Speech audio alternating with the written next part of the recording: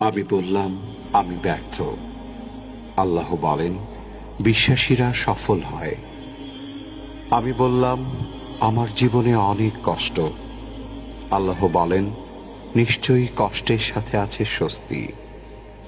আমি বললাম, আমাকে কেউ সাহায্য করে না। আল্লাহ বলেন, মুমিনদের সাহায্য করা আমার দায়িত্ব। আমি বললাম, আমি দেখতে খুবই কুৎসিত। আল্লাহ বলেন, আমি মানুষকে সৃষ্টি করেছি সুন্দরতম আকৃতিতে। আমি বললাম, আমার সাথে কেউ নেই। আল্লাহ বলেন, ভয় করো না, আমি মুমিনদের সাথে আছি। আমি বললাম, আমার পাপ অনেক বেশি।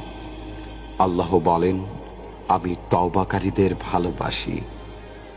আমি বললাম, আমি সব সময় অসুস্থ থাকি।